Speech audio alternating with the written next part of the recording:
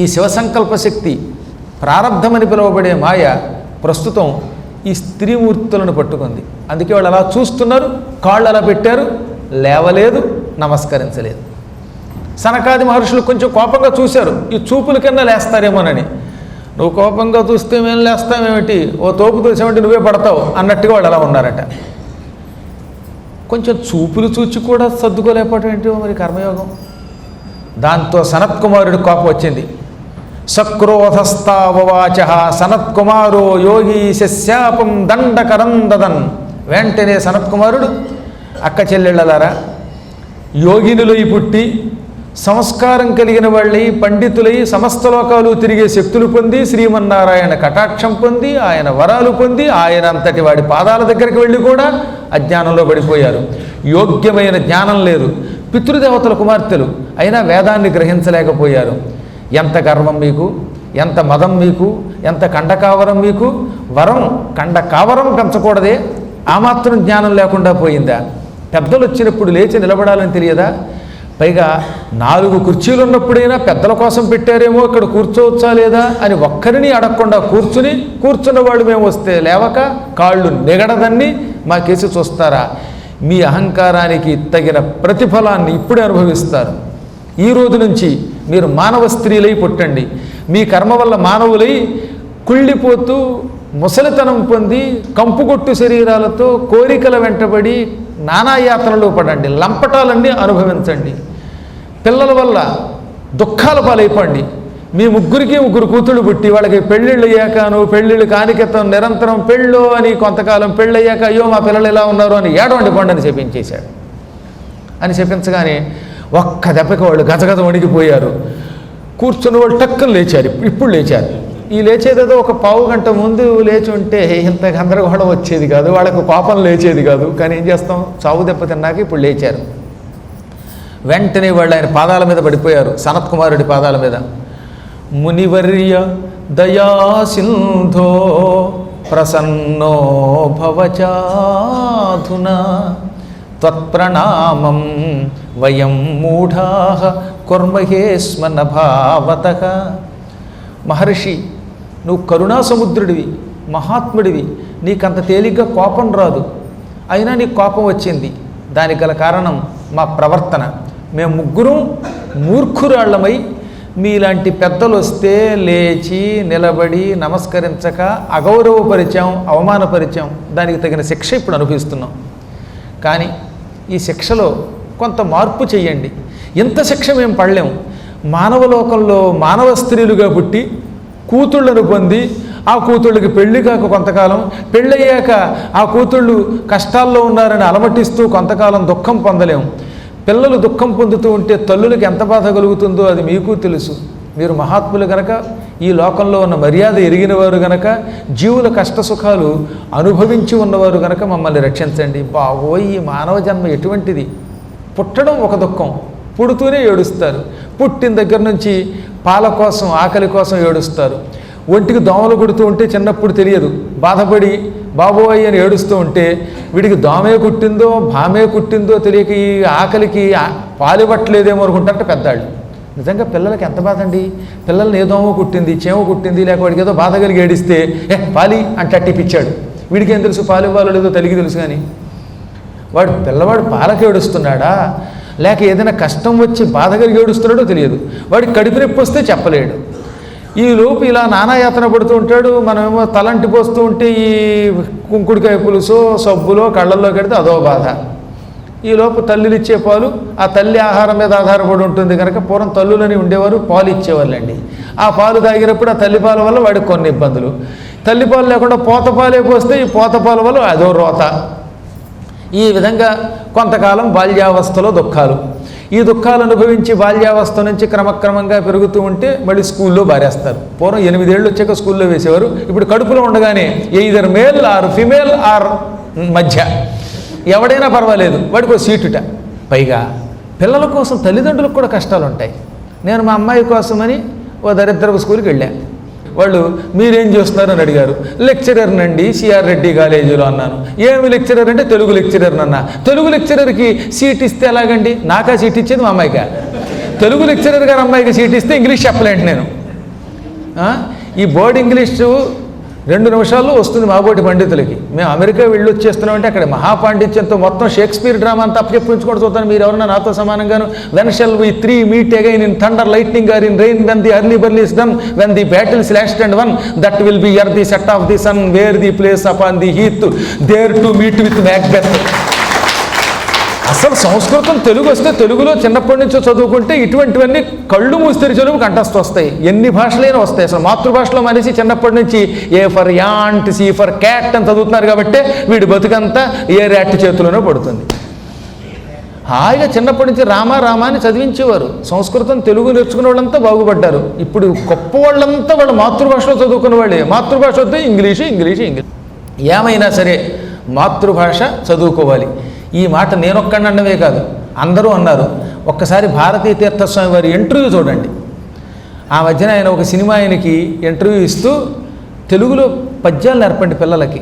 మన భారతీ తీర్థ మహాస్వామి వారు ఒక ఇంటర్వ్యూ ఇచ్చారు ఒక సినిమా ఆయనకి. ఆయన పేరేంటండి, భరణి గారికి. అందులో ఇంటర్వ్యూ ఇస్తూ మా చిన్నప్పుడు మేము తెలుగులో పద్యాలు నేర్చుకున్నాం. వాడి మయూఖములు కలుగువాడు అపరాంబుదిలోన గృంకే అనే పద్యం గురించి మా మేస్టార్ చెప్పారు. అందుకే మేము తెలుగులో పండితులం అయ్యాం. ఇవాళ తెలుగు భాష పోతోంది. భారతం, భాగవతం వంటివి పెట్టడం లేదు. దానివల్ల పిల్లలు దెబ్బతింటారు. కాబట్టి తెలుగులో 10వ తరగతి వరకు కంపల్సరీగా తెలుగు పాఠాలు, అది కూడా భారత భాగవతాదులు వంటివి పెట్టి తీరాలని అంతటి జగద్గురువులు చెప్పారు. జగద్గురువులకి ఏ భాష మీద వ్యామోహం ఉండదు కదా. అన్ని భాషలు వాళ్ళవే కదా. వాళ్ళు సంస్కృతంలో పుట్టి పెరిగిన వాడు కదా. అయినా మాతృభాష దాన్ని మర్చిపోతే వాడు జీవి గొప్పవాడు కాడు. అంటే మాతృభాష ఎంత గొప్పదో ఆలోచించండి. కాబట్టి తప్పనిసరిగా మాతృభాష యొక్క గొప్పతనం తెలియాలి. తెలిస్తే అప్పుడు తక్కిన భాషలు వస్తాయి. అలాంటి దరిద్రం తయారయ్యింది. కానీ న్యాయం ప్రకారం అయితే కనీసం 8 ఏళ్ళు వచ్చాక అప్పుడు పాఠశాలకి పంపాలి. 8 ఏళ్ళు వచ్చాక ఉపనయనం అయ్యాక మగవాణ్ణి, అమ్మాయినేమో 8 ఏళ్ళు వచ్చాక సరస్వతి పూజ చేసి అప్పుడు గురుకులానికి పంపేవారు. అప్పుడు వాళ్ళు బాగా చదువుకునేవారు. ఈ చదువుకున్న కాలంలో కొన్ని కష్టాలు, వేష్టాలు కొడతారు, తిడతారు, చదువు రాదు, ఈ బాధ అంతా అయ్యి అతి కష్టం మీద విద్య పూర్తయ్యాక మళ్ళీ ఉద్యోగం అయ్యాక పెళ్ళిళ్ళు ఉద్యోగాలు ఇవి అయ్యాక మళ్ళీ కొంతకాలానికి మధ్య అత్తమామలు గొడవలు ఒకటి ఉంటాయి కదా. అమ్మాయి ఎంత గొప్పదైనా సరే వీళ్ళకి లోపల కొత్తలు ఆడిపోతూ ఉంటుంది. మా అబ్బాయిని ఎక్కడ లాక్కుపోతుందోనని ఏ రకంగా రాచిరంపాన పెట్టాలని చూసి అత్తమామలు కొందరు, మంచివాళ్ళు కొందరు ఉంటారు. ఈ గందరగోళం అంతా పడి పిల్లల్ని కన్నాక మళ్ళీ పిల్లల లంపటం, ఇందులో పడి జీవితం కొంతకాలం గడిపాక ఈలోపు వార్ధక్యంలో అయినా పద్మాకర్ గారి పురాణాలు వింటూ తీర్థయాత్రలు పెడదామంటే మనవరాళ్ళు వస్తారు కదా. అందుకని అమ్మ నాన్న ఇంట్లో ఏం పడి ఉంటారండి, మీరు వచ్చి గురువు గారి దగ్గర పారాయణ అంటారు, ఊళ్ళోకి వచ్చి మా ఇంటికి రండి అంటారు. మళ్ళీ ఇంటికి రమ్మన్నప్పుడు అక్కడ పిల్లల దగ్గరికి వెళ్ళాలి కదా. ఇప్పుడు పెద్ద గొడవ ఏంటంటే మనవరాళ్ళ కోసమే బతుకుతున్నారు చాలామంది. వాళ్ళు స్కూల్కి వెళ్ళేదాకా ఈ ముసలాళ్ళకి కొంతకాలం పని అన్నమాట. చాలా చోట్ల అమెరికాలో ఇక్కడ నుంచి వెళ్ళేవాళ్ళంతా ఎందుకు పెడుతున్నారు తెలుసా? వాళ్ళ అబ్బాయికో పిల్లలు పుడతారు. ఈ పిల్లల్ని సాకడానికి వీళ్ళు వెళ్ళాలన్నమాట. అక్కడ పనివాళ్ళు దొరకరు కదా. అందుకని ఈ ముసలి పనివాళ్ళు పనికొస్తారు. అసలు పనివాళ్ళు వీళ్ళే. ఆ పని అయ్యాక వాళ్ళు స్కూల్లోకి వెళ్ళాక అమ్మా నాన్న మీరు ఇక్కడే ఉంటారు, హాయిగా వెళ్ళి గుంటూరులో పద్మాకర్ గారి పురాణం విన్నానంటే అంటారు. అప్పుడు విందామంటే ఈ ముసలితనంలో ఈ ముసలాళ్ళు పాపం నానాయాత్ర పడి పసివాళ్ళకి సేవ చేయటంలో వీడు ఓపికంతా అయిపోతుంది. అప్పుడు వాళ్ళు పురాణం వినడానికి రాలేరు. ఆటో ఎక్కి రాలేకపోతున్నామండి, కళ్ళు కనిపించట్లేదండి, అదృష్టవశాత్తు హరిగారు లైవ్ ఇప్పిస్తున్నారు కాబట్టి ఇంట్లో చూద్దాం అనుకుంటే కరెంటు పోయిందండి అంది ఒక ఆవిడ. ఆ తర్వాత మళ్ళీ వచ్చాక విన్నామండి అంటున్నారు. అది విందామంటే క్రమంగా కళ్ళు పనిచేయవు, చెవులు వినిపించవు. ఇంకొంచెం కొంతకాలం పోతే ఇంట్లోంచి కదలలేరు, మంచం మీద పడిపోతారు. మంచం మీద పడ్డాక కంచం నోట్లోకి వెళ్ళదు, చివరికి మంచం మేంచే యముడు లాక్కుపోతాడు. ఈ విధంగా జన్మ దుఃఖం, జరా దుఃఖం, జాయా దుఃఖం, అసలు సంసార సాగరం దుఃఖం, ఈ భయంకరమైన దుఃఖములు కేవలం మర్త్యలోకంలోనే ఉన్నాయి, మానవలోకంలోనే. కాబట్టి ఈ మానవలోకంలో మేము పుట్టం. స్వర్గలోకంలో ముసలితనం లేక ఎప్పుడు ఆనందంగా బతుకుతున్నాం. మేము జరామరణములు లేని లోకం మాది. పితృదేవతలు కూతుళ్ళం కాబట్టి మాకు జర అంటే ముసలితనం లేదు, మరణం చావు లేదు. ఇటు ముసలితనము చావు లేని దివ్యస్థితిలో వైకుంఠం అంటే వైకుంఠం, కైలాసం అంటే కైలాసం వెళ్ళి సుఖంగా ఉంటున్న మమ్మల్ని మానవులై పుట్టమంటే ఎలా పుడతాం బాబు? అందులో మా కష్టాలు ఎలా ఉన్నా మాకు ఆడపిల్లలు పుట్టాలని, ఆడపిల్లలకి మళ్ళీ కష్టాలు రావాలని అంటున్నారు మీరు. ఆ కష్టాలు మేము తట్టుకోలేము. దయతో మాకు శాపము నుంచి విముక్తి ప్రసాదించండి. అనుగ్రహం కురుష్వాత్ర లభేమ స్వర్గతిం పునః. మమ్మల్ని అనుగ్రహించండి, తిరిగి స్వర్గం ప్రసాదించండి అని ప్రార్థించగా జాలిపడిపోయాడు పాపం సనత్కుమారుడు. అమ్మాయిలు, మీరు పిచ్చి పనులు చేశారు, నేను ఆగ్రహోదగ్రుడయ్యాను, క్షణిక ఆవేశంతో క్షణిక క్రోధంతో శపించాను, కానీ శాపాన్ని పూర్తిగా తీయను కానీ మారుస్తాను. అంటే మీ కష్టాలు స్వల్ప కష్టాలు అయ్యేలా చేస్తాను. మీరు మానవ లోకంలో పుడతారు, కానీ మహాత్ముల్ని పెళ్లి చేసుకుంటారు. దుఃఖాలు వస్తాయి, కించిత్ కాలం దుఃఖం వస్తుంది, ఎక్కువ కాలం సుఖం పొంది జగత్ ప్రసిద్ధికి ఎక్కేటట్టుగా వరం మారుస్తున్నాను. విష్ణోరంశస్య శైలస్య హిమాధారస్య కామిని. అందులో పెద్దావిడ మేనాదేవి భూలోకంలో పుడుతుంది. పితృదేవతల కూతురైన ఈమె హిమాలయ పర్వతాన్ని చేపడుతుంది, హిమవంతుడిని పెళ్లి చేసుకుంటుంది. మానవ స్త్రీగానే ఆయనతో కాపురం చేస్తుంది. కొంతకాలానికి ఆమెకి పరమ పూజ్యురాలైన జగన్మాత పార్వతీదేవి కూతురుగా పుడుతుంది. అంటే మానవ స్త్రీగా పుట్టి మానవుల్లాగా కొన్ని కష్టాలు పుట్టి హిమవంతుడంతటి విష్ణుస్వరూపుణ్ణి పెళ్లి చేసుకున్నప్పటికీ పార్వతి పుట్టాక మా అమ్మాయికి మంచి సంబంధం వస్తుందా లేదా, ఎటువంటి అల్లుడు వస్తాడో అనే చింతతో కొంతకాలం వంత పొందుతుంది, ఏడుస్తుంది. అందుకే మేనాదేవి ఎంత ఏడ్చిందండి. శివుడిని పెళ్లి చేసుకుంటుందట, వాడికి ఇల్లు లేదట, ఉద్యోగం లేదట, పెర్మనెంట్ ఉద్యోగం లేదు, కనీసం బ్యాంకులో అయినా లేదట, లేదా ఇరిగేషన్ డిపార్ట్మెంట్లో అయినా లేదట అనుకుంటూ నానా రకాలుగా బాధపడిపోలా. ఈ ఆడపిల్లల్ని కన్నా తల్లిదండ్రులు కొన్న బాధలు అంతా ఇంత కాదన్నారు, అనుభవించేవాడికి తెలుస్తుందట. అందుకని ఆ బాధ ఆవిడ పడింది పాపం.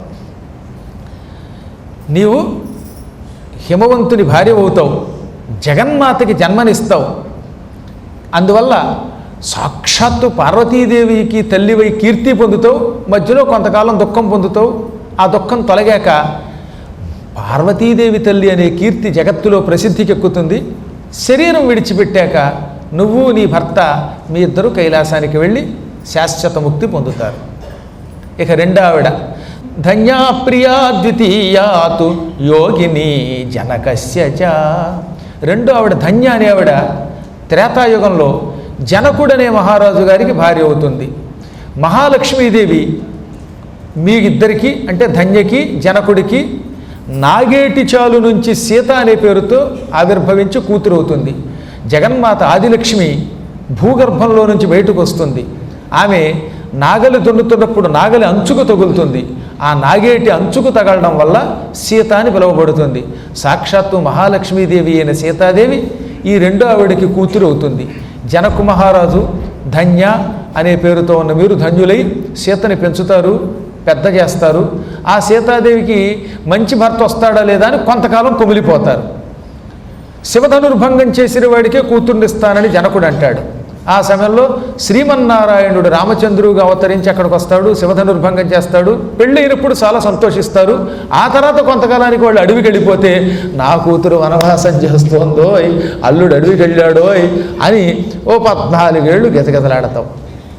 తీరా వనవాసం వచ్చాక కొంతకాలం సుఖంగా ఉన్నాక మళ్ళీ సీతని రాముడు విడిచిపెట్టేస్తాడు. అప్పుడు అయ్యో నా కూతురు అడవికి వెళ్ళిపోయింది అని అక్కడ కొంతకాలం దుఃఖిస్తావు. ఆ దుఃఖంతో సీతారాముల్ని పదే పదే తలుచుకుని ఆ పుణ్యం వల్ల శరీరం విడిచిపెట్టాక మీ దంపతులు ఇద్దరు అంటే జనక మహారాజు ధన్య మీ ఇద్దరు వైకుంఠానికి వెళ్ళి శాశ్వతంగా శ్రీమన్నారాయణుని సన్నిధానంలో ఉంటారు. కానీ దుఃఖమేగా కొంతకాలమైనా మరి సుఖము దుఃఖము రెండూ పట్టుకుంటాయి. అయితేనే జనక మహారాజు ఆదిలక్ష్మి అయిన సీత తండ్రి అని, ధన్యాదేవి ఆదిలక్ష్మి అయిన సీత తల్లి అని జగత్తు మిమ్మల్ని ప్రశంసిస్తుంది. కలియుగాంతం వరకు మీ పేరు ఉంటుంది. పద్మాగర్ గారి శివపురాణంలో మిమ్మల్ని గురించి ప్రజలకు చెబితే వాళ్ళు కూడా చప్పట్లు కొడతారు. ఇక్కడికి రెండో ఆవిడకి శాపం ఇలా మార్చాడు. ఇక మూడోవిడ వృషభానస్య వైశ్యస్య కనిష్ఠాచ కళావతి. ద్వాపరయుగ ప్రారంభ కాలంలో వృషభానుడు అని ఒక వైశ్యుడు ఉంటాడు. ఆయనకి ఈ మూడో కూతురు కళావతి అనే ఆవిడ భార్య అవుతుంది. ఈ వృషభానుడు కళావతి బృందావనంలో విహరిస్తూ ఉంటారు. ఆ సమయంలో జగన్మాత రాధాదేవి వారికి కూతురుగా పుడుతుంది. పరమ ప్రేమైక స్వరూపిణి అయిన రాధాదేవి ఇటు కళావతికి వృషభానుడికి కూతురుగా పుట్టి శ్రీకృష్ణ పరమాత్మతో విహరిస్తుంది. భార్యగా కాకుండా కేవలం ప్రేమైక స్వరూపిణిగా బృందావనంలో రాధామాధవులు విహరిస్తారు. అప్పుడు ప్రతి వాళ్ళు ఆహా ద్వాపరయుగంలో రాధామాధవులకి అత్తమామలయ్యారు, తల్లిదండ్రులు అయ్యారు అని అటు నందుణ్ణి యశోదని ఇటు మిమ్మల్ని పొగుడుతారు. రాధాదేవి తల్లిటి కళావతి, ఆ కళావతికి నమస్కరిస్తే గోలోకానికి వెళ్ళొచ్చని నిన్ను పదే పదే పొగుడుతారు. నీ భర్త వృషభానుడికి కీర్తి వస్తుంది. శ్రీకృష్ణుడు అవతారం చాలించాక మీరిద్దరూ శాశ్వతంగా కృష్ణుడితో రాధతో గోలోకంలో తిరుగుతారు. మిమ్మల్ని ప్రజలు నిరంతరం రాధామాధవుల యొక్క తల్లిదండ్రులుగా కీర్తిస్తారు. అసలు అందరికంటే ఎక్కువగా రాధామాధవులకే కీర్తి ఉంటుందిట. ప్రతి వ్యక్తి లొల్లాయి పదంలో కూడా రాధామాధవులని మిమ్మల్ని ముందుగా కొలుస్తారు. రాధామాధవులకున్న పేరు నిజంగా ఆలోచించండి. పార్వతీ పరమేశ్వరుల్ని మనం ఆది దంపతులుగా గౌరవిస్తాం, సీతారాముల్ని గౌరవిస్తాం, కానీ అంతకంటే ఎక్కువగా ప్రేమైక జీవులుగా రాధామాధవుల్ని స్మరిస్తాం. రాధామాధవులు తలుచుకున్నప్పుడల్లా ఆ రాధాదేవి తల్లిదండ్రులైన వృషభానుణ్ణి కళావతిని తలుచుకోకుండా మానవులు ఉండరు. ఈ కథ పద్మాకర్ గారి ద్వారా తెలుస్తుంది కనుక ఆ రకంగా మీరు ముక్తి పొంది గోలోకానికి పోతారు. అనుక్షణం రాధామాధవయోర్ జయంతి అంటూ మీరు కూడా సుఖం పొందుతారు. ఓ పక్కన మేనక యోగిని అయి పార్వతీదేవికి తల్లి అవుతుంది, కైలాసానికి ఎడుతుంది. ధన్యాదేవి శరధ్వజుడని పిలువబడే జనక మహారాజు భార్య అయి సీతాదేవికి తల్లి అయి అందువల్ల వైకుంఠానికి పోతుంది. వృషభానుడికి భార్య అయి కళావతి రాధామాధవులను గౌరవించి గోలోకానికి వెడుతుంది. భూలోకానికి తాత్కాలికంగా వెళ్ళినా ఒకళ్ళు కైలాసానికి, ఒకళ్ళు వైకుంఠలోకానికి, ఒకరు గోలోకానికి వెడతారు. మీలాంటి మాలోకాలకి నేను శాపాన్ని ఇలా మార్చానన్నాడు ఆయన. మీరు కూడా బాధపడకండి, ఎందుకంటే కష్టం, ఏడుపు, ఏదో ఒక మానసిక వేదన లేకపోతే ముక్తి రాదట. వినా విపత్తిం మహిమా కేశాం కొత్ర భవిష్యతి సుకర్మిణాం గతే దుఃఖే ప్రభవేత్తు దుర్లభం సుఖం. ఆపదలంటూ రాకపోతే సుఖం యొక్క విలువ తెలియదు. కష్టం వస్తేనే సుఖం యొక్క విలువ తెలుస్తుంది. ఆకలి బాగా ఎక్కువైతేనే అన్నం యొక్క రుచి తెలుస్తుంది. ప్రతి వ్యక్తి ముక్తి పొందే ముందు దుఃఖం పొందక తప్పదు. దుఃఖం తర్వాత వచ్చే సుఖమే అసలు ఆనందం, కష్టం తర్వాత వచ్చే సుఖమే ఆనందం. ఇప్పుడు నేను శాపం పెట్టానని, శాపం వల్ల మానవ లోకంలో దుఃఖాలు పొందాల్సి వస్తుందని, బాధలతో కుమిలిపోవాలని బెంగ పెట్టుకోకండి. ఈ బాధలు అగ్ని, మీరు బంగారం. అగ్నిలో పడితేనే బంగారం శుద్ధమవుతుంది, ఆభరణం అవుతుంది. మీకు కూడా అలాగే ఈ కష్టాల వల్ల శాశ్వత సుఖం వస్తుంది, కైవల్యం వస్తుంది. మాటలా మీకు వచ్చే కైవల్యం మాటలతో వర్ణించడానికి వీరు కానంత గొప్ప కైవల్యం. ఇప్పుడు కేవలం స్వర్గంలో తిరుగుతున్నారు, అక్కడికి ఇక్కడికి వెళ్ళొస్తున్నారు. కానీ రాబోయే కాలంలో అటు ఇటు తిరగడమో లేక స్వర్గప్రాప్తో కాదు, ఒకరికి శాశ్వత కైలాసం, మరొకరికి శాశ్వత వైకుంఠం, మరొకరికి శాశ్వత గోలోకం అన్నమాట. ఈ 3 లోకాలు వస్తాయి. కాబట్టి అమ్మాయిలు, కష్టం వచ్చినా చివరికి సుఖం వచ్చేటట్టుగా వరం ఇచ్చాను. ఇంత వరం ఎందుకు ఇచ్చానో తెలిసినా, ఈ వైపు నుంచి శ్రీమన్నారాయణుడు ఈ అమ్మాయిలు అమాయకురాళ్ళు కాస్త అనుగ్రహించమని సంజ్ఞ చేయటం వల్ల ఇదంతా నారాయణ కటాక్షం, శ్రీమన్నారాయణ కటాక్షం. అంటే సనత్కుమారుణ్ణి చెప్పకుండా చెప్పాడనమాట, ఆదేశించాడనమాట శ్రీకృష్ణుడు. ఆయన ఆదేశించకపోతే ఆయన కోపం తగ్గేది కాదు. పాపం భక్తురాళ్ళు ఒక్కొక్కప్పుడు పిచ్చిపోలు చేసినా, మనల్ని తిట్టినా ఏం చేస్తామండి, భగవంతుడు క్షమించాలి. క్షమించకపోతే భగవంతుడు ఎదుగుతాడు. భగవంతుడు వాళ్ళు ఏ పొరపాటు చేసినా ఆ పొరపాటుని విడిచిపెట్టి వాళ్ళని రక్షిస్తాడు. కాబట్టి ఆయన పరమాత్ముడు అన్నారు. మళ్ళీ మరొక్కసారి చెప్పాడు సనత్కుమారుడు, ధన్యాసుతా స్మృత సీత రామపత్ని భవిష్యతి. అమ్మా ధన్య, నువ్వు మరింత అదృష్టవంతురాలి. మిగతా వాళ్ళకంటే కొంచెం కష్టం నీకు ఎక్కువైనా రామపత్ని అవుతుంది నీ కూతురు. ధర్మస్వరూపుడైన రాముడితో తిరుగుతుంది. అమ్మాయి కళావతి రాధాదేవి గోలోక నివాసిని కృష్ణపత్ని అవుతుంది. అమ్మాయి మేనా, నీ కూతురు పార్వతీదేవి శాశ్వతంగా శివుడి భార్య అయి జగన్మాత అవుతుంది. పర్వతరాజపుత్రి అయినా పర్వతం యొక్క కఠినత్వం ఉండదు. అమ్మవారికి శైలజ అని ఒక పేరు. శైలం అంటే కొండ, కొండ నుంచి పుట్టింది కాబట్టి ఆమెలో కఠినత్వం ఉంటుందని కొందరు అంటారు. పేరుకి ఆవిడ శైలజ కానీ పార్వతి కానీ, పార్వతి అంటే పర్వతం కూతురు, గుండె మాత్రం కఠినం కాకుండా అత్యంత కోమలంగా మృదువుగా ఉంటుంది. అంత మృదుస్వరూపిణి అయి కష్టములు తక్షణం తొలగించి పరమ సుకుమారుడి అయిన జగన్మాతకి తల్లివై కీర్తి పొందు అని పరిపరి విధాలుగా చెప్పగా, అమ్మయ్య శాపం నుంచి విముక్తి పొందామురా బాబు. శాశ్వతంగా మానవులమైతే ఎన్నో కష్టాలు ఉంటాయి, మానవులమైన ఉత్తముల్ని స్వీకరిస్తాం, తద్వారా ఉత్తమ సంతానం పొందుతాం, ఉత్తమ లోకాలు పొందుతాం, ఉత్తమ గతులు పొందుతాం అనుకుని సనత్కుమారుడికి తక్కిన సోదరులకి నమస్కరించి వాళ్ళు తిరిగి తమ తమ ఇళ్ళకి వెళ్ళిపోయారు. బ్రహ్మగారి కథ అంతా చెప్పి, నారద విన్నావు కదా, ఈ సోదరీమణుల కథ శ్రద్ధతో విన్నవాళ్ళు తెలిసి కానీ తెలియక కానీ గురువులకు అపచారం చేసిన, భాగవతులకు అపచారం చేసిన ఆ పాపం నుంచి విముక్తి పొందుతారు. వారికి కూడా కష్టాలు వచ్చినా అవి అలా అలా తొలగిపోతాయి.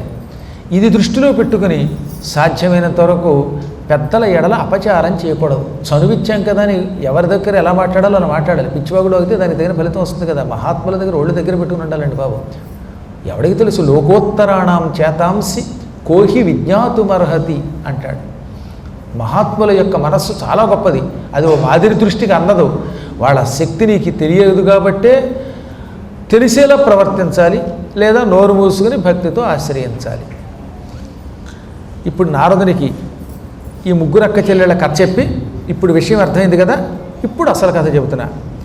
మేనాదేవి ఆనాడు పితృదేవతల యొక్క శాపం వల్లే భూలోకంలో మానవ స్త్రీగా అవతరించింది.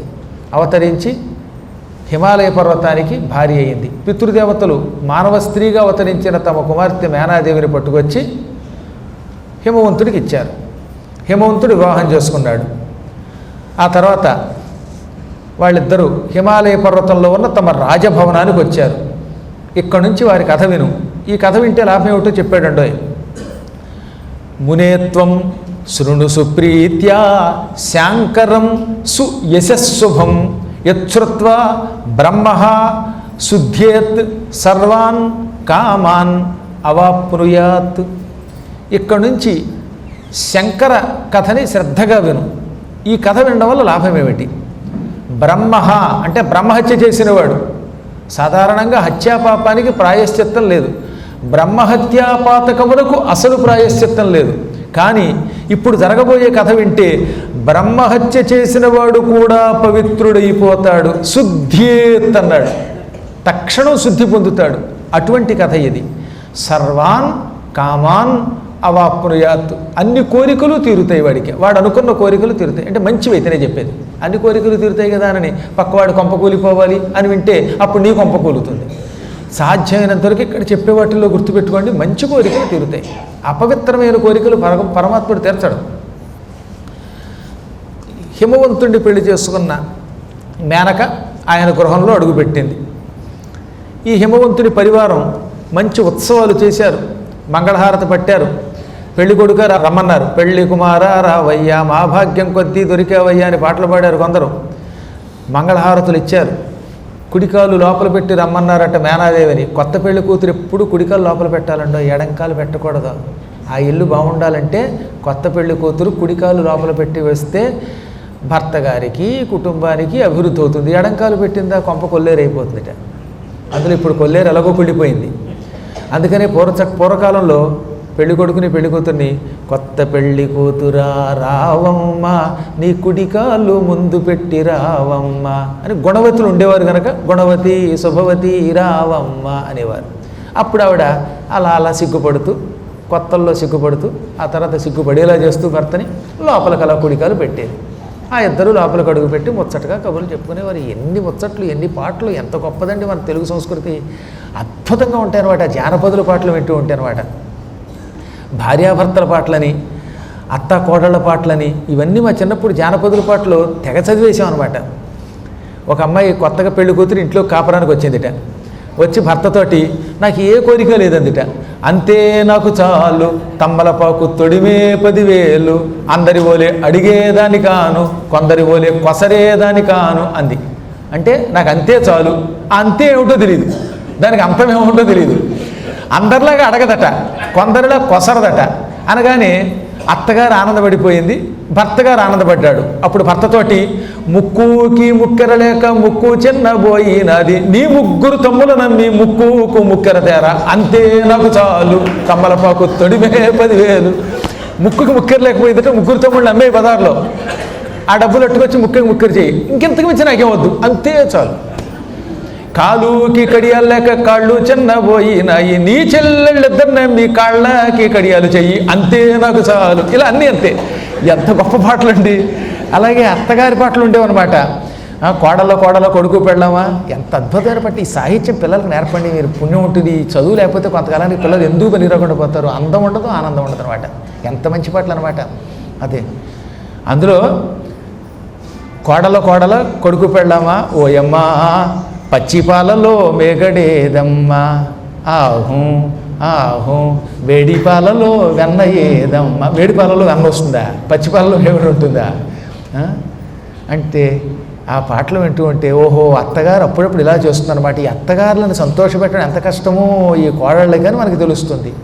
అలా అత్తగారిని తెప్పే కోడళ్ళను చూస్తే ఒక కోడళ్ళు ఇలా ఉంటారా అని తెలుస్తుంది. చిట్ట చివరి ఇలా ఉండకూడదు అని మనకు ఆ పాటల ద్వారా ఓ సందేశం ఇచ్చేవారు. అందులో చక్కని జానపదాలు, మంచి మంచి తెలుగు పదాలు, సాహిత్య పదాలు, ఇవి ఏతావత మొత్తం భాష కూడా వచ్చేసేదన్నమాట. అలా ఎన్ని ముచ్చట్లు చేయాలో కొత్తల్లో అన్నీ చేశారు హిమాలయ పర్వతానికి, మేనాదేవికి. ఆపై బంధువుల్ని పిలిచి, బ్రాహ్మణోత్తముల్ని పిలిచి వారికి దానాలు ఇచ్చి వారి ఆశీస్సులు తీసుకుని వాళ్ళని పంపించాడు. ఆయన చాలా కాలం హాయిగా విహరించాడు. జగదంబా కటాక్షంతో వాళ్ళకి సకల సంపదలు ఉన్నాయి, అందువల్ల సుఖంగా బతికారు. ఒకనాడు అనుకోకుండా హిమవంతుని దగ్గరికి సర్వదేవతలు, మహాత్ములైన మునులు, ఒకళ్ళిద్దరు కాదు గొప్ప గొప్ప మునులు వచ్చారన్నమాట. కౌండిన్యుడు, అత్రి, మరీచి, దక్షుడు, అగస్త్యుడు, కపిలుడు, అంగిరుడు, శాండిల్యుడు, క్రతువు, కణ్వుడు, కుత్సుడు, భృగువు, విశ్వామిత్రుడు, మైత్రేయుడు, మార్కండేయుడు, ఆసురి, వామదేవుడు, కపి, దుర్వాసుడు, బకుడు, వ్యాఘ్రపాదుడు, మాండవ్యుడు, ఇలాంటి ఋషులంతా ఒక రోజున కట్టగట్టుకుని హిమవంతుని దగ్గరకు వచ్చారు. వచ్చి ఆయన్ని దీవించారు. హిమవంతుడు ఆశ్చర్యపోయాడు. నా భాగ్యమే భాగ్యం, ఇంతమంది ఋషులు పిలవకుండా తమంత తాము వచ్చారు. పిలిస్తే రావడం కాదు, పిలవకుండా వచ్చారు. అది మరింత అదృష్టం అనుకుని వారికి నమస్కరించి, వాళ్లలో విష్ణువు కూడా ఉన్నట్టండోయ్. అందుకని విష్ణువు మొదలైన దేవతలకి నమస్కరించి, పరమాత్మకి నమస్కరించి, అప్పుడు మునులకు నమస్కరించి, దేవతలకు నమస్కరించి 2 చేతులు జోడించి ఇలా అన్నాడు, అద్యమే సఫలం జన్మ సఫలం సుమహత్తపః, అద్యమే సఫలం జ్ఞానం అద్యమే సఫలాః క్రియాః, ధన్యోహమద్య సంజాతో ధన్యా మే సకలాక్షితిః, ధన్యం కులం తథా దారాః సర్వం ధన్యం న సంశయః. ఈరోజు నా జీవితం ధన్యమయ్యింది, నా తపస్సు ఫలించింది. ఈరోజు నేను చదువుకున్న చదువు నాకు ఆనందాన్ని ప్రసాదించింది. నేను చేసిన యజ్ఞములన్నీ మీ రూపంలో ఫలించాయి. అంటే మీ దర్శనం అవ్వడం అంటే యజ్ఞాల ఫలం, తపఫలం, దానముల ఫలం. అసలు నా జన్మే పుణ్యం చేసుకున్న జన్మ. ఎంత అదృష్టం ఇది. ఒక పక్కన బ్రహ్మ, మరొక పక్కన శ్రీమన్నారాయణుడు, ఆదిదేవుడు, వాసుదేవుడు, మరొక పక్కన సకల దేవతలు, మరో పక్కన ఎంతమంది మహర్షులు, అందరూ ఒక్కసారిగా నా గృహానికి వేంచేసి నాకు దర్శనమిచ్చారు, నన్ను దీవించారు. ఏదో పని లేకుండా రారు మీలాంటి వాళ్ళు, ఊరకరారు మహాత్ములు. మహాత్ములు సరదాగా వస్తారా? వా రథముల ఎండ్ల కడకు వచ్చుటలెల్లం కారణము మంగళములకు. మాలాంటి సామాన్యుల ఇంటికి మీలాంటి మహాత్ములు వచ్చారంటే మాకు శుభము చేకూర్చడం కోసమే వస్తారు. ఓ పనికి మాలిన వాడి ఇంటికి ఒక గొప్పవాడు ఎందుకు వస్తాడు? ఈ పనికి మాలిన వాడిని గొప్పవాడిని చేయడానికి, వాడికి ఏదో మంచి చేయడానికి వస్తాడు. మీరు అలాగే వచ్చారు మా ఇంటికి. నేను మీ సేవకుణ్ణి, ఆదేశిస్తే ఏ పనైనా చేస్తాను, నా చేత చేయించుకోండి అనగా అప్పుడు దేవతలంతా, నాయన మేమంతా గొప్ప పని మీదే వచ్చాం. నీకు తెలిసే ఉంటుంది, పూర్వం జగన్మాత ఉమాదేవి, ఆదిదేవి దక్షుడికి సతి అనే పేరుతో కూతురుగా పుట్టింది. కొంతకాలం శివుణ్ణి పెళ్లి చేసుకుని జీవించింది. ఆ మధ్యన దక్షుడు యాగంలో సతీదేవిని అవమానించాడు. దాంతో సతీదేవి తన శరీరాన్ని దగ్ధం చేసుకుని విడిచిపెట్టేసింది. ఆవిడ తిరిగి జగదంబలో లీనమైపోయింది. ఇప్పుడు ఆ జగదంబను నువ్వు ప్రార్థించు, నీ కూతురిగా పుట్టాలని కోరుకో. అప్పుడు ఆ జగదంబ హిమవాన్ నీకు హైమవతి అనే పేరుతో, పార్వతి అనే పేరుతో పుడుతుంది. మారు మాట్లాడకుండా ఆమె కోసం తపస్సు చేయి. జగదంబ నీకు కూతురు పుట్టాలంటే నీకు అంత తేలిక కాదుగా. అంతటి అమ్మవారు కూతురిగా పుట్టాలంటే నువ్వు కూడా తపస్సు చేయాలి. కోరకుండా తనయంత తాను నీకు పుత్రికగా ఆ తల్లి రాదు. నువ్వు ఆ అమ్మ కోసం తపస్సు చెయ్యి. నువ్వు ఒక్కడివే కాదు, భార్యా సమేతంగా తపస్సు చెయ్యి. అప్పుడు కరుణాస్వరూపిణి అవ్యాజ కరుణామూర్తి అయిన జగదంబ సంతోషిస్తుంది, వరమిస్తుంది. నీ ఇంట నీకు కూతురుగా పుడుతుంది. ఆ కూతుర్ని పట్టుకెళ్ళి శివుడికి ఇచ్చి పెళ్లి చేయి. దానివల్ల లాభం ఏమిటి? ఆది దంపతుల్ని కలిపిన పుణ్యం వస్తుంది. ఆ పుణ్యం వల్ల నీకు కైవల్యం వస్తుంది. మేం దేవతలను సంతోషిస్తాం. దీనివల్ల నీకు లాభం, మాకు లాభం. సర్వే తే వశేశ్వరాః, దేవతలంతా నీకు వసూలైపోతారు. ఎందుకు అవుతారో తెలుసా? దేవతలు ఇప్పుడు ప్రస్తుతం భయంకర కష్టంలో ఉన్నారు. ఆ కష్టం వాళ్ళకి తొలగాలి. ఏమిటా కష్టం? ఓ రాక్షసుడు ఉన్నాడు. ఆ రాక్షసుడు దేవతల్ని పట్టి పీడిస్తున్నాడు. వాడు చావాలంటే శివుడికి పెళ్ళవ్వాలి. శివుడికి పెళ్ళైతే వాడు ఎలా చస్తాడంటావేమో, శివుడికి పుట్టే కొడుకు వల్లే వాడు చస్తాడు. వాడెవడో ఇప్పుడు చెప్పట్ల, వాడు భవిష్యత్తులో చెబుతారు. మనకి తెలుసు కానీ తారకాసురుడని ఇంకా ఆ విషయం అప్పుడే సీక్రెట్ బయట పెట్టట్లా. శివపుత్రుడి వల్లే చచ్చే ఒక దౌర్భాగ్య రాక్షసుడు ఉన్నాడు. వాడు చావాలంటే పరమేశ్వరుడికి కొడుకు పుట్టాలి. కొడుకు పుట్టాలంటే పరమేశ్వరుడు వివాహం చేసుకోవాలంటే జగదంబ పుట్టాలి. జగదంబని తప్ప ఎవరిని పడితే ఆయన వివాహం చేసుకోడు. అమ్మవారి స్వరూపం కాకపోతే వాడి దగ్గరికి రానివాడు ఆయన. ఆ అమ్మవారు ప్రస్తుతం మణిద్వీపంలో ఉంది. అక్కడి నుంచి అమ్మవారు తన అంశతో నీకు కూతురిగా పుట్టాలి అనగానే ఆయన ఒక్క క్షణకాలం ఆలోచనలో పడ్డాడు.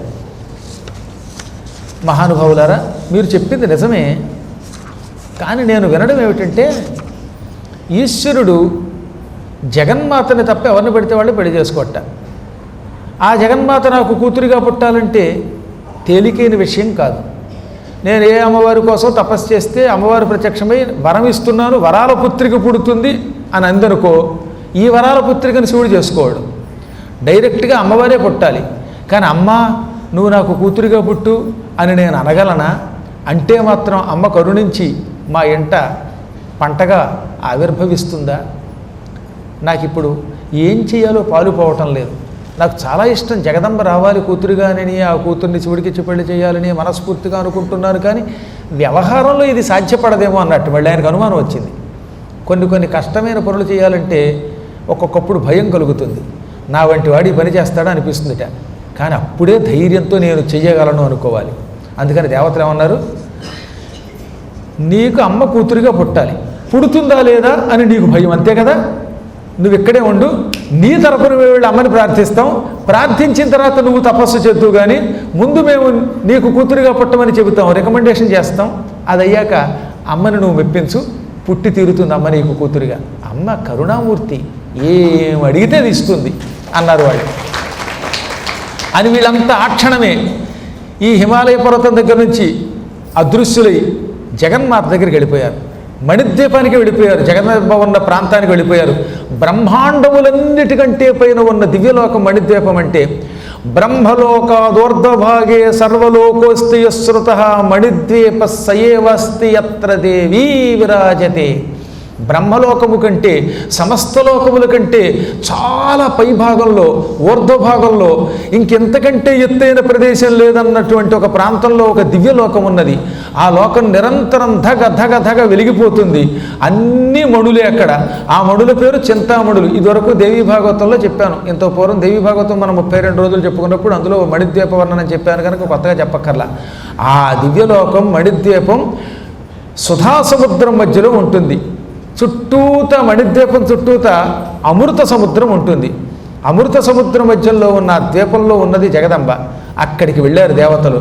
వెళ్ళి భక్తితో అమ్మవారు ఉన్నటువంటి భవనం దగ్గర నిలబడి, దేవ్యుమే జగతామంబ శివలోక నివాసిని సదాశివప్రియే దుర్గే త్వాం నమామో మహేశ్వరి శ్రీశక్తిం పావనాం శాంతాం పుష్టిం పరమపావనీం వయం నమామహే భక్త్యా మహదవ్యక్తరూపిణీం.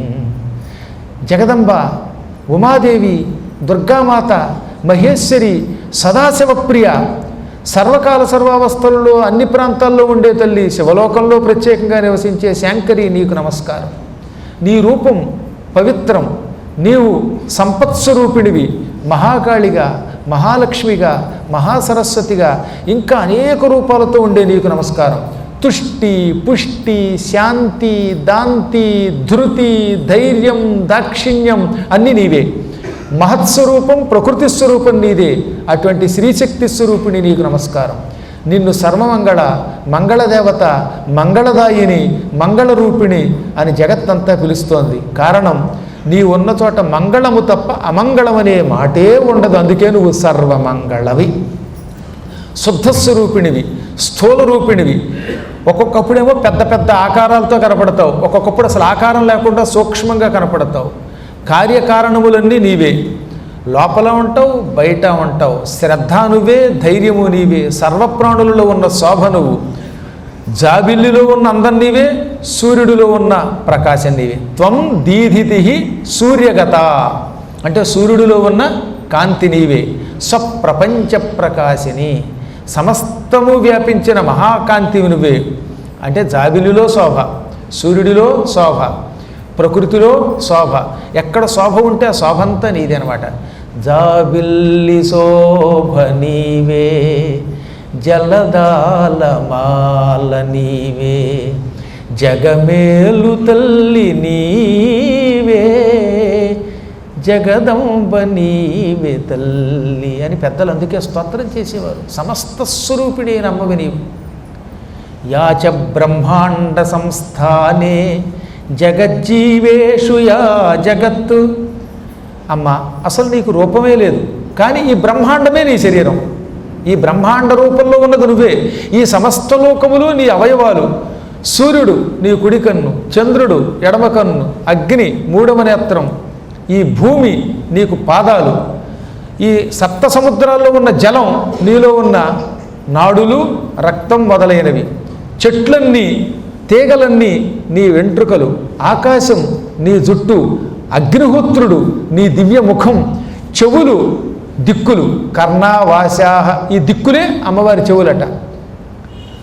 అటువంటి నీకు నమస్కారం. 32 మంది దేవతలు నీ దంతములుగా విరాజిల్లుతున్నారు. ఈ విశ్వదేవతలు మొదలైన దేవతలే నీ దంతాలు. గంధర్వులు నీ ముక్కుగా విరాజిల్లుతున్నారు. ఈ ముక్కులో ఉన్నటువంటి రంధ్రముల రూపంలో ఉన్నటువంటి వాళ్ళు వసువులు.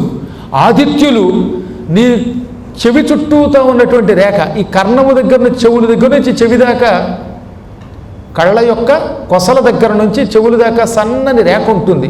మీరు ఒకసారిలో చూడండి, సన్నని కొలుకు అంటారు. ఈ కంటి కొలుకులు ఆదిత్యులట, ద్వాదశ ఆదిత్యులు. ఓ తల్లి, ఈ బ్రహ్మాండం నీ రూపం. అందుకే నిన్ను బ్రహ్మాండ వ్యాప్త దేహ, బ్రహ్మాది తృణాంతం తాం నమామహే. గడ్డి పరక నుంచి బ్రహ్మాండం వరకు సమస్తం వ్యాపించి ఇవన్నీ నీలో ఇముడ్చుకున్న నీకు నమస్కారం. గాయత్రీత్వం వేదమాతాత్వం సావిత్రీ సరస్వతీత్వం వార్తా సర్వజగతాం త్వత్రయీ ధర్మరూపిణి నిద్రాత్వం సర్వభూతేషు క్షుధా తృప్తిస్త్వమేవహి. గాయత్రీ దేవతవు నువ్వు అంటే వేదమాతవి నీవు, సావిత్రివి నీవు, సరస్వతివి నీవు, సమస్త లోకంలో వ్యాపించిన వార్తవి నువ్వు. అన్ని సామర్థ్యములు నీవే. ప్రతి ప్రాణిలో ఒక్కొక్క సామర్థ్యం ఉంటుంది. ఒకడు మాట్లాడతాడు, ఒకడు పోట్లాడతాడు, ఒకడు తినగలుగుతాడు, ఒకడు నిద్రపోతాడు, ఒక్కొక్కడు ఏ పనన్నా సులభంగా చేయగలడు, ఒకడు కష్టపడి చేస్తాడు. ఈ చేసే పనులన్నీ సామర్థ్యమని పిలువబడతాయి. అవన్నీ నువ్వే. ధర్మం నీవు. సర్వప్రాణుల్లో నిద్ర అని ఒకటి ఉంటుంది. నిద్ర లేకపోతే ప్రాణులకు విశ్రాంతి ఉండదు, శరీరము అలసట నుంచి మళ్ళీ విముక్తి పొందదు. అందుకే నిద్ర చాలా అవసరం. సరి అయిన వేళ నిద్రపోతే, పడుకోగానే నిద్రపట్టి పెందరాళ్ళే లేస్తే ఆ రోజంతా ఉత్సాహంగా ఉంటాడు. ఇలా మానవులకి సక్రమంగా అవసరమైన నిద్ర నువ్వు. మళ్ళీ సక్రమ నిద్రేట, అక్రమ నిద్ర కాదు. అంటే ఉపన్యాసం మధ్యలో నిద్రపోతే ఆ నిద్ర అమ్మ కాదు. రాత్రిపూట మంచం మీద పడుకున్నప్పుడు, చాప మీద పడుకున్నప్పుడు ఉండే సరి అయిన వేళలో నిద్రపోయే నిద్ర ఆ అమ్మవారు.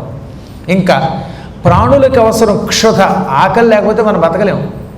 మనం తినే తిండి జీర్ణం అవ్వాలంటే వేళకు ఆకలి వేయాలి.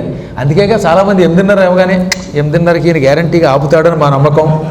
అని వచ్చే ముందే ఇంటి దగ్గర పూరీ కూర చేసుకొస్తారే హాట్ బాక్స్లో పెట్టుకుని, అటువంటి వాళ్ళకి వేళకి వెళ్ళగానే ఆకలి వేస్తే అప్పుడు తినగలుగుతారు. లేకపోతే ఇంట్లో పూరీ ఉంటే మాత్రం ఏం లాభం? కడుపులో కూరుకుందామంటే ఆకలి లేకపోతే బాగా లేదండి కడుపుకి అంటాడు. ఈ క్షుధ సరిగ్గా ఉండాలట. క్షుధ వల్ల తృప్తి కలుగుతుందన్నారు. ఆకలి తీరి తృప్తి కలగాలంటే ముందు క్షుధ ఉండాలి. అందుకేగా ఆ క్షుధారూపంలో అమ్మవారు కొంతమంది కడుపులో లేకపోతే వాడికి నిమ్మకాయ పడదు, దబ్బకాయ పడదు, దానిమ్మకాయ పడదు, పూరి పడదు, లేదా చపాతీ పడదు, ఇడ్లీ పడదు. ఇలా ఒక్కొక్కడికొక్కటి పడకపోవడానికి గల కారణం జగదంబ లోపల క్షుధారూపంలో లేదనమాట. ఆ క్షుధ కూడా సరి అయిన క్షుధ, మళ్ళీ వ్యధ కలిగించే క్షుధ అయితే అది మరీ ప్రమాదం. కొంతమంది కూర్చున్న దగ్గర నుంచి అరగంటకోసారి ఆకలిస్తుందండి బాబు. లాస్ట్ సీట్లో కూర్చునేవాడు ఒక ఆయన, ఎప్పుడు చివరే కూర్చుంటారు ఏమిటంటే కాస్త ముందుకు రండి అన్నానే నేను, ఎందుకంటే ఆయన కొంచెం తెలుసున్నవాడు. గురువుగారు ఏమనుకోకండి, ఎవరి హాఫ్ అన్ అవర్ నాకు ఆకలిస్తుందండి, అమ్మవారు క్షుధారూపంలో నాకు అడుగులో కూర్చుందండి, అందుకని వెనక సీట్లో ఎవరికి తెలియకుండా బాగా బ్యాక్ సీట్లో కూర్చుంటే లాభం ఏమిటంటే నాతో పాటు చేగోడీలు, పకోడీలు, బిస్కెట్లు తెచ్చుకుంటాను. నేను కరకరలాడిస్తే ఫ్రంట్ సీట్లో ఉంటే మీరు తిడతారు, అప్పుడు క్షుధ బదులు వ్యధ మిగులుతుంది, మీరేమో క్రుద్ధులు అవుతారు, అందుకని వెనక్కి కూర్చున్నానండి. ఏం చేయనండి ఈ క్షుధ ఇలా పట్టుకుందండి అన్నాడు ఆయన. పాప అరగంటకి తినాలట. అదో వెర్రి ఆకలి. పోనీ గ్యాస్ ట్రబుల్ కాదట, షుగరు కాదట, కానీ హాఫ్ అన్ అవర్ ఒకసారి కడుపులో ఏదో 1/2 కేజీ వేరుశనగ గుళ్ళు, ఓ 30 కేజీ జీడిపప్పు పడకపోతే ఉండలేడు ఆయన. అదొక అదృష్టం. కాబట్టి అటువంటి క్షుధ అమ్మ కాదు, అది వ్యధే. సుధలాంటి క్షుధ ఉండాలి. సరి అయిన క్షుధారూపంలో ఉండి తృప్తినిచ్చే నీవు. అందుకే సర్వభూతేషు క్షుధా తృప్తిస్త్వమేవహి. ఇంకా ప్రాణులలో తృష్ణ, కోరిక, కాంతి, మంచి సౌందర్యం, తుష్టి, ఆనందం అన్నీ నీవే. ఎంతెందుకు? త్వం లక్ష్మీ పుణ్యకర్తॄణాం, పుణ్యం చేసిన వాళ్ళ ఇంట్లో ఉండే లక్ష్మీవి నువ్వు. జ్యేష్ఠ పాపినాం సదా, పాపాత్ముల ఇంట్లో దరిద్ర దేవత ఉంటుందిగా, ఆ దరిద్ర దేవత నువ్వే. త్వం శాంతి సర్వజగతాం, సమస్త జగత్తుకి శాంతినిచ్చేదానివి.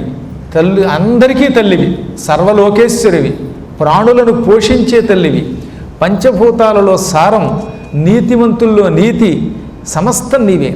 వేదాలలో సామవేదం నీవు, సమస్త దేవతా బృందాలలో ఉండే నాయకాశక్తివి నీవు. ఈ విధంగా అన్నీ నీవైన నీకు నమస్కరిస్తున్నాం. సంసార సాగర కరాళ భవాంగ దుఃఖ నిస్తారకారి తరణిశ్చ నివీతహీనా అష్టాంగయోగ పరిపాలన కేళి దక్షాం వింధ్యాగవాస నిరతాం ప్రణమామతాం వై. అమ్మా జగన్మాత, నువ్వు ఈ సంసార సముద్రంలో పుట్టడం అనే ఒక దుఃఖం తొలగిస్తావు.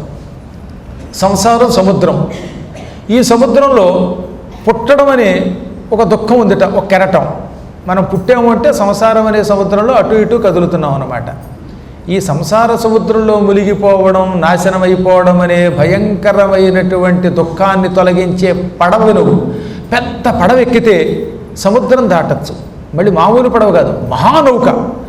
మహానౌక ఎక్కినవాడు సముద్రం దాటుతాడు, నిన్ను తలుచుకున్నవాడు సంసారం అనే సాగరం దాటుతాడు. ఇక అప్పుడు వాడికి పునర్జన్మ ఉండదు. అష్టాంగ యోగములతో కూడిన యోగాభ్యాస శక్తి నీవు. యమ, నియమ, ఆసన, ప్రాణాయామ, ప్రత్యాహార, ధారణ, సమాధి, అష్టాంగం అని రోజు చెప్పట్లా మనం. ఈ అష్టాంగ యోగ మార్గస్వరూపిణివైన నీకు నమస్కారం. భూలోకవాసుల్ని అనుగ్రహించటానికి వింధ్య పర్వతం మీద వింధ్యాచల నివాసిని అనే పేరుతో కొలువై ఉన్న దేవి నీకు నమస్కారం. కాశీ వెళ్ళారుగా మీరు? మీలో ఎవరైనా కాశీ వెళ్ళినప్పుడు వింధ్యాచల నివాసిని దగ్గరికి వెళ్ళారో లేదో, ఈసారైనా కాశీ వెళ్ళినప్పుడు వెళ్ళండి. కాశీ నుంచి 3-3.5 గంటలు కారులో, అదే బస్సు అయితే చెప్పలేము అనుకోండి రైలుని ఎంతసేపు పడుతుందో, కానీ కారులో పెడితే కనీసం 3-4 గంటలు పెడతాం. గంగానదీ తీరంలో అమ్మవారు ఇంత చిన్న రూపంతో, సూక్ష్మ రూపంతో వింధ్యాచల నివాసిని అని ఉంటుందన్నమాట. ఆ వింధ్యాచల నివాసిని పరమశక్తి స్వరూపిణి, మహాశక్తి స్వరూపిణి. మాట వరసకు కూడా ఆ శక్తి స్వరూపిణి దగ్గరికి వెళ్ళి ఇలా అనుకోకండి, అనుకుంటే అయిపోతుందట. అంటే ఏమిటి? నాకు అన్నం కావాలి అనుకుంటే వింధ్యాచల నివాసిని దగ్గర అన్నం వచ్చేస్తుంది. సున్నం కావాలంటే సున్నం వస్తుంది. నా నెత్తరకు అన్నం పడాలంటే పడుతుందండి. అంటే సంకల్ప సిద్ధి అయిపోయేలాగా చేసే తల్లి ఆవిడ. కానీ చిన్న రూపంతో ఉంటుంది. చిన్న సందులోంచి దూరి లోపలికి వెళ్ళాలి. ఓ 100-200 ఇస్తే పూర్వం తీసుకెళ్ళేవారు, ఇప్పుడు 200 కాకుండా 300 చేశారని విన్నాను. ఇంకేముందండి, బోర్డు ఖర్చు పెడుతున్నాక 300 ఇస్తే అమ్మ పాదాలు ముట్టుకొని ఇస్తారు. అమ్మవారు వింధ్యపర్వతం యొక్క ప్రార్థన మీద అక్కడ వెలిసింది. అందుకే ఆవిడకి వింధ్యవాసిని, వింధ్యాచల నివాసిని అని పేరు. విశ్వాధిక, వేదవేద్య, వింధ్యాచల నివాసిని అని లలితా సహస్రనామంలో పిలువబడే తల్లి ఆవిడ. ఇందులో కూడా శివపురాణంలో ఆ వింధ్యాచల నివాసిని అయిన నీకు నమస్కారం అంటున్నారు దేవతలు. కాశీఖండంలో దాన్ని తెగవర్ణించారు. ఎంతెందుకు దుర్గా సప్తశతిలో కూడా అమ్మవారిని వింధ్యాచల నివాసిని అన్నారు. తతస్థవు నాసిగిష్యామి వింధ్యాచల నివాసిని, శుంభని శుంభుల్ని చంపుతాను, అలా చంపిన నేను వింధ్యాచల నివాసిని అని పిలువబడతానని అమ్మే దుర్గా సప్తశతిలో కూడా చెప్పింది. వింధ్యపర్వతం దగ్గర ఉన్న తల్లికి ఇంత ఎందుకు విలువ అంటే అక్కడున్నప్పుడు సులభముగా అనుగ్రహిస్తుందిట, అక్కడున్నప్పుడు తొందరగా కోరికలు తీరుస్తుంది. ఈ వింధ్యాచల నివాసినికి ఒక్క 4 కిలోమీటర్ల దూరంలో కొండెక్కాలి. అక్కడ అమ్మవారు 8 భుజములతో ఉంటుంది. అక్కడున్న అమ్మవారిని అష్టభుజాదేవి అంటారు. చిన్న గుహ ఉంటుంది, ఆ గుహలోంచి దూరి వెళ్ళి అమ్మని దర్శనం చేసుకోవాలన్నమాట. చిత్రం ఏంటో తెలుసా, అక్కడికి నేను దూరగలుగుతాను, ఇంకొకళ్ళు దూరగలుగుతారు, భీముడు దొరగలడు, దుర్యోధనుడు దొరగలడు, బకాసురుడు దొరగలడు. అదేం విచిత్రం, చిన్న గుహలో ఉంటుంది. కానీ లావువాడు సన్నవాడు కూడా అదే విధానమైన గుహలోంచి దూరి వెళ్ళి అమ్మ దర్శనం చేసుకోగలుగుతారు. నేను ఆశ్చర్యపోయేవాడిని, గుహ చూస్తే సన్నగా ఉంది, ఏ నా కొట్టివాడో ఇలాంటి సన్నవాళ్ళు దూరగలరేమో అనుకుంటే నా వెనకాతలు వచ్చాడు ఒక ఆయన అనమాట, రావణాసురుడి యొక్క తమ్ముడు. ఆయన దూరాడు. అంటే లోపలికి వెళ్ళడానికి ఆ గుహ అందరికీ అవకాశం ఇస్తోంది. ఆ గుహకు ఉన్న ప్రత్యేకత ఏంటంటే బహుశా సన్నవాళ్లే దూరతారేమో అనుకోక్కర్లేదట. లావువాడు వెళ్ళగానే ఆ గుహ కొంచెం వెడలిపోతుందో ఏమిటో, వాళ్ళు దూరతారు, వాడు దూరాక మళ్ళీ సన్నగా ఉన్నట్టుగా ఉంటుంది. ఆ గుహలో అమ్మ 8 భుజములతో ఉంది. ఆవిడకి అష్టభుజాదేవి అని పేరు. ఈ వింధ్యాచల నివాసిని చూసిన వాళ్ళల్లా అష్టభుజాదేవిని చూడాలి. అష్టభుజాదేవిని చూచిన వాడికి మాత్రం ఇక పునర్జన్మ లేదని మనకి స్కాంద పురాణం చెబుతున్నది. ఇంకెంతకంటే తిరుగక్కర్లా, శివపురాణము చెబుతోంది. ఈవిడ వింధ్యాచల నివాసిని, ఆవిడ వింధ్యాగవాసిని అని పిలువబడుతుందట.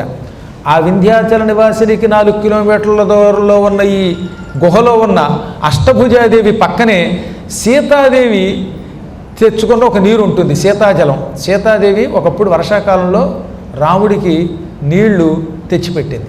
ఇది కూడా మీకు చెప్పాలి. ఒకసారి భయంకరమైన వర్షాకాలం వచ్చింది. అప్పుడు గంగానది అంతా ఉధృతంగా ప్రవహించింది. గంగ బురద కింద ఉంది. అప్పుడు రాముడు ఈ వరద వచ్చినప్పుడు గంగానది రజస్వల అని పిలువబడుతుంది కాబట్టి ఆ గంగాజలంలో స్నానం చేయకూడదు, ఆ నీళ్లు తాగకూడదు, ఇప్పుడు నాకు వేరే మంచినీళ్ళు తెచ్చిపెట్టు, వెర్రిదాహంగా ఉంది అన్నట్ట సీతతో. అప్పుడు సీత తెల్లబోయి అంతా బురద నీరు, గంగాజలం అంతా బురద, ఈ నీళ్ళేమో రజోదోషంతో ఉన్నాయి, తాగకూడదు అంటాడు రాముడు.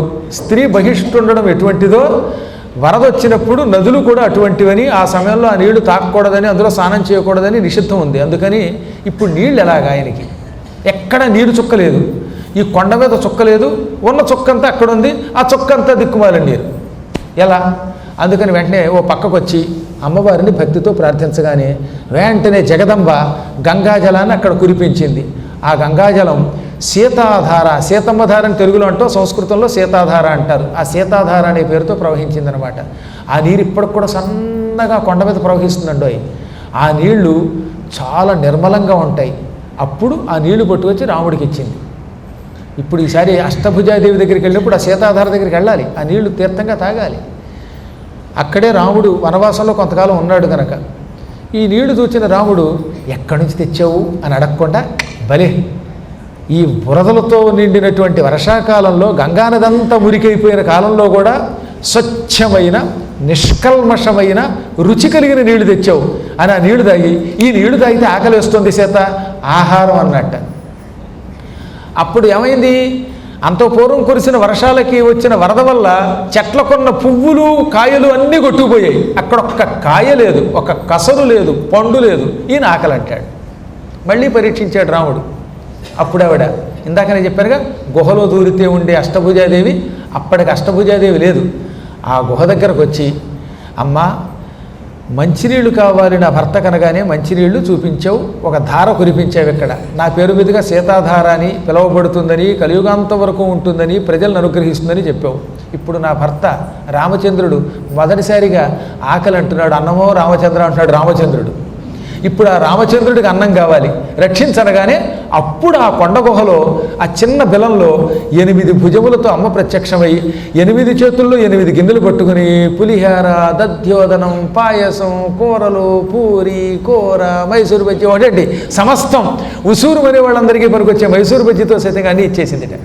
ఇవన్నీ పట్టుకొచ్చి రామచంద్రుడికి ఆహారంగా పెట్టింది. పెట్టే ముందు అమ్మ ఆహారం అనగానే నా కోసం 8 చేతులతో దర్శనమిచ్చావు. కలియుగాంత వరకు సీతాదేవికి వరం ఇచ్చిన అష్టభుజాదేవి అనే పేరుతో ఇక్కడే కొలువై ప్రజలకి దర్శనమియ్యి అని కోరింది.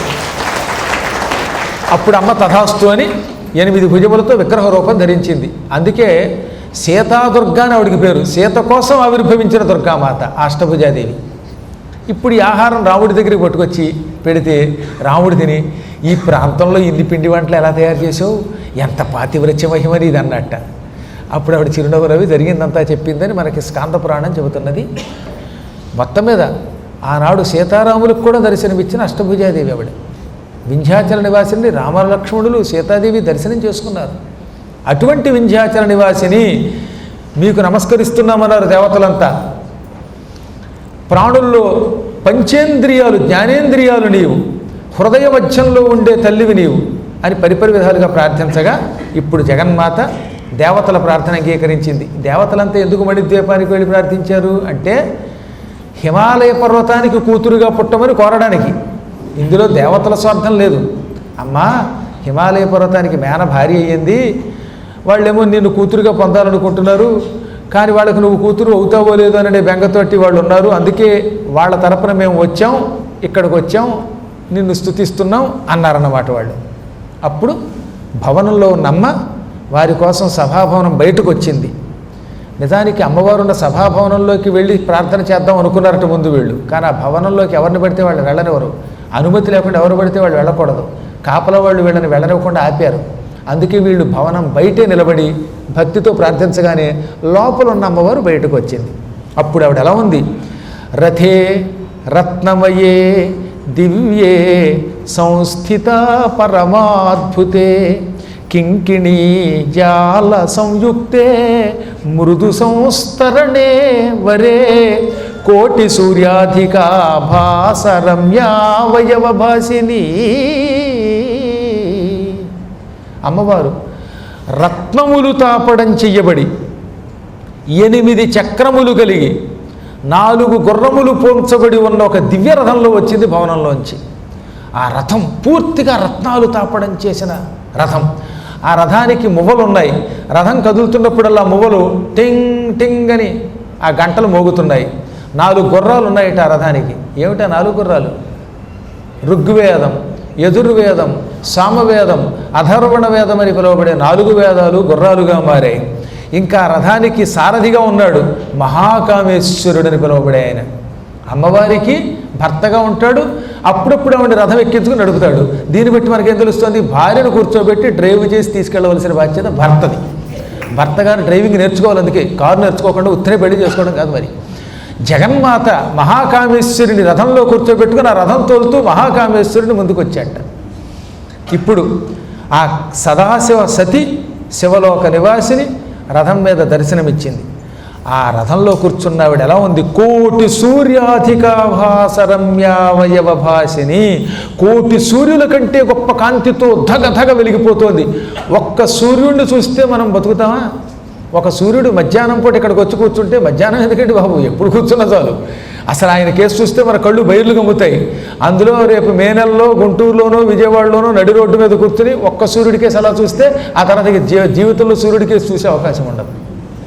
అటువంటిది కోటి సూర్యుల కాంతితో అమ్మ ఉన్నదట. ఈ 1,000,000 మంది సూర్యులు ఒకేసారి వస్తే చూచిన వాడి కళ్ళు పేలిపోతాయి. కానీ అమ్మవారి దగ్గర కాంతి సూర్యకాంతి కానీ ఎక్కడ అందులో సూర్యుడి వేడి లేదు, చల్లదనం ఉంది. అందుకే ఆవిడ కోటి చంద్ర సుశీతల, కోటి సూర్యుల కాంతితో ఉంది, కోటి చంద్రుల చల్లదనంతో ఉన్నది. అమ్మవారి కాంతి సూర్యకాంతి కానీ అందులో సూర్యుడిలో ఉండే వేడి బదులుగా చంద్రుడిలో ఉన్న చల్లదనం ఉన్నది. తన మహాకాంతి మధ్యలో ఉన్న అమ్మని చూడలేకపోయారు దేవతలు. బ్రహ్మాది దేవతలు ఆ మహాకాంతిని చూచి అబ్బా చూడలేము అని కళ్ళు మూసేశారు. వాళ్లే చూడలేకపోతే మనమేం చూస్తాం? అప్పుడు అమ్మవారు ఏం చేసింది? నాయనలారా, మీకు నా తేజస్సును చూసే దివ్య దృష్టి ఇస్తున్నాను అన్నది. అమ్మ అలా చెయ్యెత్తగానే అందులోంచి ఒక కాంతి వాళ్ళ కళ్ళల్లో ప్రవేశించింది. దాంతో వాళ్ళ కళ్ళు అమ్మవారి కాంతిని చూడగలిగే శక్తిని పొందాయి. ఇప్పుడు అమ్మను చూడగలిగారు వాళ్ళు. అమ్మవారు దివ్య దృష్టి ఇవ్వకపోతే వీళ్ళ దృష్టే నష్టమైపోతుందట. వీళ్ళ కళ్ళు పటక్కన పేలిపోతాయట. మహాకాంతిని చూస్తే మన కళ్ళు ఉండవండి. గ్రహణం చూసిన వాళ్ళకే కళ్ళల్లో తేడా వస్తుందంటే ఒక్కసారిగా టపటపటపమంటూ శబ్దం చేసుకుంటూ కోటి సూర్యులు వస్తే మన కళ్ళు గుడ్లు పేలిపోతాయి, మనము పేలిపోతాం. అందుకే అమ్మ దయ తలిచి తన దివ్య రూపం, తేజోమయ రూపం చూసే దృష్టి ఇచ్చింది. అప్పుడు వాళ్ళు చూశారు. త్రిదేవ జనని, సమస్తలోక జనని, చండిక, సర్వార్తి నాశిని, శివ, సర్వమాత, మహానిద్ర, సర్వప్రాణులకు ఆనందమిచ్చే తల్లి, బ్రహ్మానంద స్వరూపిణి, సంసార సముద్రాన్ని తరింపజేసే తల్లి, అటువంటి తేజోమయ రూపాన్ని చూసిన దేవతలు మళ్ళీ ఏమన్నారో తెలుసా? అమ్మా, నువ్వు దివ్య దృష్టి ఇచ్చావు, అయినా చూడలేకపోతున్నావు, ఇంకా గొప్ప దృష్టి ఇస్తే కానీ నిన్ను చూడలేమన్నారట. అమ్మ ఇచ్చిన ఆ శక్తి కూడా చాలలేదు. అందుకని మరలా స్పష్టంగా దర్శనమిమ్మన్నారు. అప్పుడేం చేసింది ఆవిడ? చేత్తో నిమిరింది వాళ్ళందరినీ. ఏకకాలంలో అంతమందిని తన చేత్తో ఒక్క క్షణంలో నిమిరిందిట. అదే ఆవిడ మహామాయ.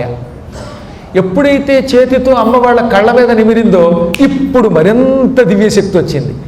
ఇందాకనేమో కాంతిని ప్రసారం చేయించింది వాళ్ళ కళ్ళల్లోకి, ఇప్పుడు కంటి మీద చెయ్యి పెట్టింది.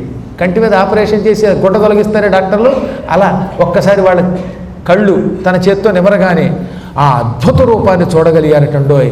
ఇప్పుడు సంపూర్ణముగా వారి కళ్ళు అమ్మని చూడగలిగే. అప్పుడు ఆ దేవతలు ఆనంద పరవశులైపోయి, శివే కళ్యాణి కళ్యాణి జగదంబ మహేశ్వరి త్వాం నతా సర్వథా దేవా వయం సర్వార్తినాశినీం నహి జానంతి దేవేసి వేదాః శాస్త్రాణి కృత్స్నశః అతీతో మహిమా ధ్యానం తవవాంగ్ మనసో శివే. అమ్మ సర్వమంగళ స్వరూపిణి, శివ పార్వతి, శివపత్ని, కళ్యాణస్వరూపిణి, జగన్మాత మహేశ్వరి, సర్వాపదల నుంచి రక్షించే తల్లి, నీకు దేవతలం మేమందరం నమస్కరిస్తున్నాం. మేమెంత, మా బ్రతుకెంత, మాకు నీవు శక్తిని ప్రసాదించి దేవతలను చేసి ముల్లోకాలు పరిపాలించమంటున్నావు. నీ శక్తి లేకపోతే ఇంద్రుడేం చేయగలడు, అగ్ని ఏం చేయగలడు, వాయువు ఏం చేయగలడు, కుబేరుడేమి చేయగలడు, యముడేమి చేయగలడు, నివృత్తి ఏమి చేయగలడు, వరుణుడేమి చేయగలడు, ఈశానుడేమి చేయగలడు. ఈ సమస్త దేవతలలో ఉన్న శక్తి నీది. వీరందరి చేత పనులు చేయించే శక్తి నీది. ఎంతమంది ప్రాణులలో ఉన్న దివ్యశక్తి నీది.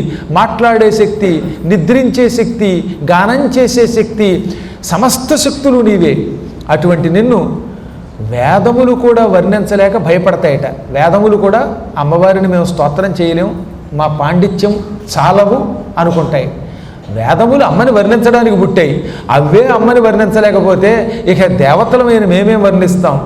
ఓ జగదంబ, ప్రసన్నురాలివై నీ దాసానుదాసులమైన మా కోరిక తీర్చు. మేము నీ దాసానుదాసులం, మా కోరిక తీర్చు అనగానే అమ్మ కోరుకోండి అంది. పురా దక్షసుత భూత్వా సంజాత హరవల్లభ. ఒకప్పుడు నువ్వు దక్షుడికి కూతురిగా పుట్టావు, శివుడికి భార్యవయ్యావు. ఆ తర్వాత దక్షయాగంలో శరీరం విడిచిపెట్టావు. విడిచిపెట్టి తిరిగి మణిద్వీపంలో ఈ మహారూపంలో కలిసిపోయావు.